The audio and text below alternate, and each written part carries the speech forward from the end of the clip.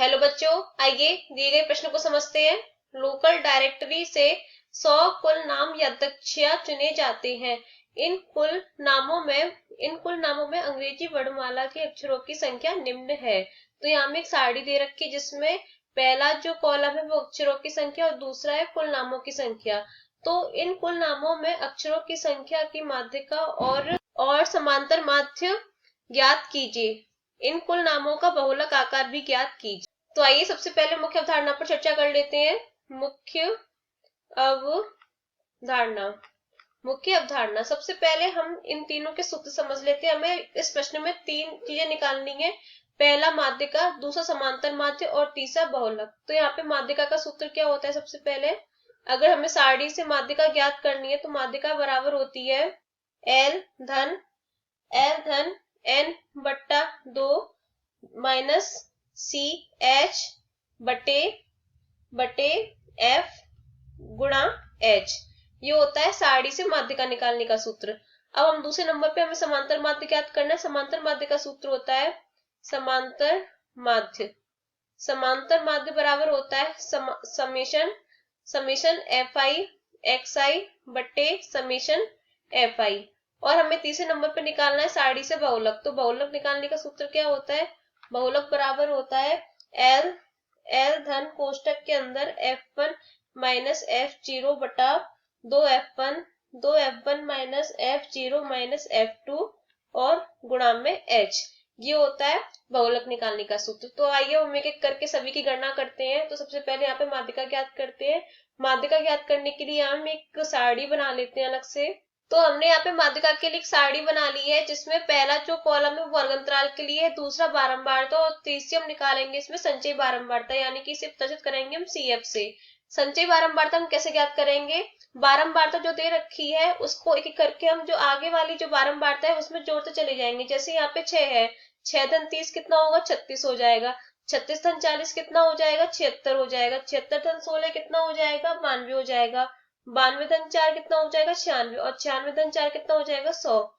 तो यानी कि इसकी जो संचयी बारंबारता ये हमने ज्ञात कर ली है। यहाँ पे जो 100 आया है वो स्मॉल n का मान आया है, स्मॉल n बराबर आ गया है 100। तो यहाँ से n बटा 2 बराबर ज्ञात कर लेंगे 100 बटा 2 बराबर 50।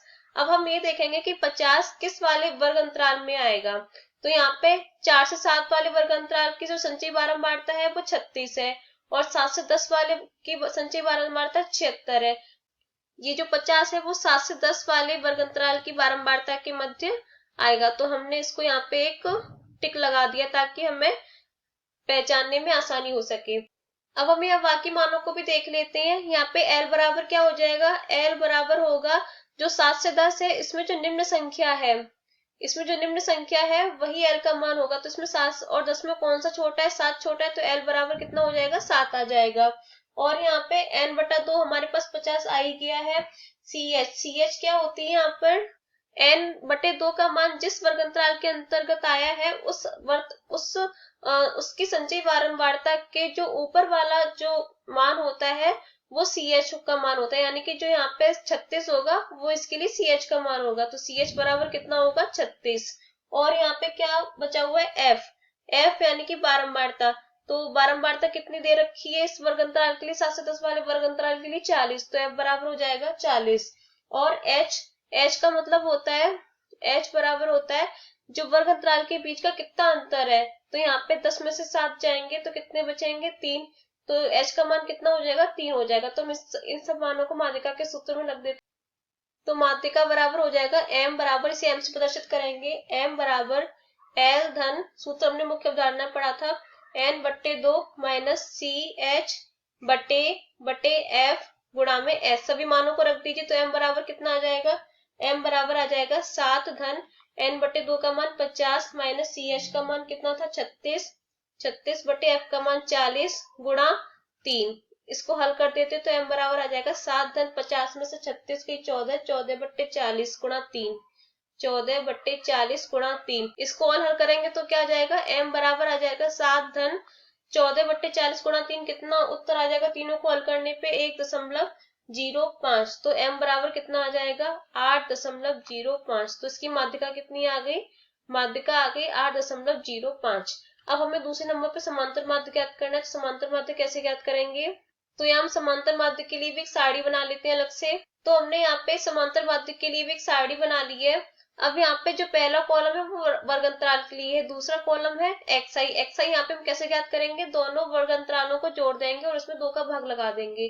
तो यहाँ पे पहले वाले वर्ग अंतराल के लिए कितना हो जाएगा? 1 धन 4/2 बराबर कितना हो जाएगा? 4 और 1 5, 5/2 2.5। ऐसे 4 धन 7/2 बराबर कितना हो जाएगा? 11/2 यानी कि 5.5। 7 धन 10/2 बराबर कितना हो जाएगा? 17/2 यानी कि 8.5। इस ऐसे ही यहाँ पर कितना हो जाएगा? 13 धन 10 धन 13 कितना हो जाएगा? 10 धन 13/2 बराबर हो जाएगा 11.5। ऐसे ही 13 धन 16 कितना हो जाएगा? 13 धन 16/2 बराबर 29.2 तो कितना हो जाएगा? 14.5। 16 धन 19/2 बराबर कितना हो जाएगा? 16 और 19 कितना हुआ? 35/2 यानी कि 17.5। ये आ गया एक्स आई के सारे मान। अब हम यहाँ पे एक्स आई और एफ आई का गुणा कर देंगे। एफ आई यहाँ पे क्या है? बारंबारता है सबकी, तो 2.5 गुणा 6 कितना हो जाएगा? 2.5 गुणा 6 बराबर हो जाएगा 15, बराबर 15 हो जाएगा। 30 गुणा 5.5 कितना हो जाएगा? बराबर हो जाएगा 165। 40 गुणा 8.5 कितना हो जाएगा? बराबर हो जाएगा 340। 16 गुणा 11.5 बराबर हो जाएगा 184। 4 गुणा 14.5 बराबर हो जाएगा 58। और ये 4 गुणा 17.5 बराबर हो जाएगा 70। तो ये भी सारे एक्स आई और एफ आई के मान आ गए हैं।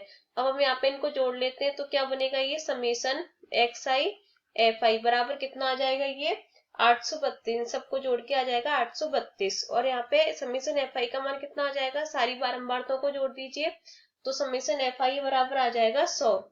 अब हम यहाँ पे समांतर माध्य ज्ञात कर सकते हैं। समांतर माध्य क्या होता है? मुख्य अवधारणा में सूत्र पढ़ा था, summation x I F I बटे समेसन एफ आई। तो भाग लगा दीजिए। समांतर माध्य बराबर कितना आ जाएगा? 832.100। कितना आ जाएगा?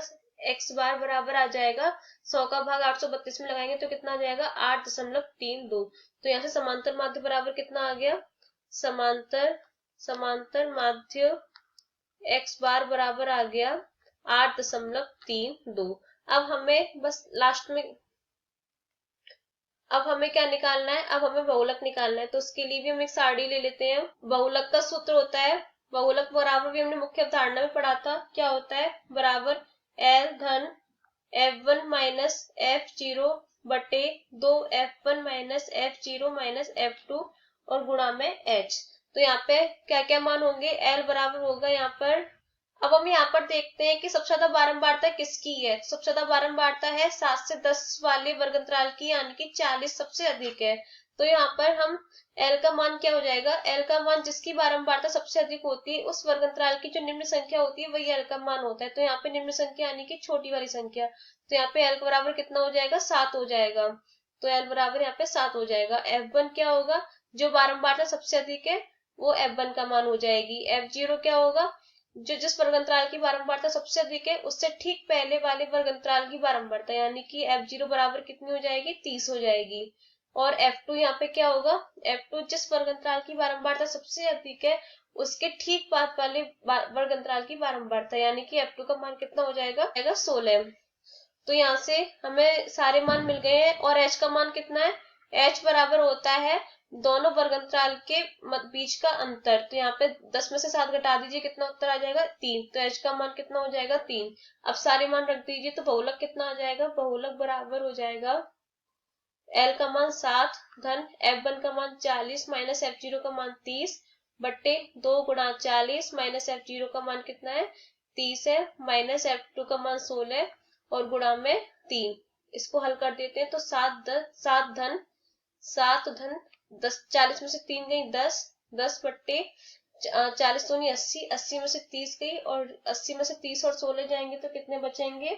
कितना उत्तर आ जाएगा इसका? 34 और गुणा में 3। इसको हल कर देते हैं तो 7 धन, यहाँ पे इसको सही कर लेते थोड़ा सा, 7 धन कितना आ जाएगा? 10 बट्टे 34 गुणा 3, तीनों को हल करने पे 0.88, तो कितना उत्तर आ जाएगा 7.88। तो इसका बहुलक कितना आ गया 7.88। यहाँ पे लिख देते हैं बहुलक।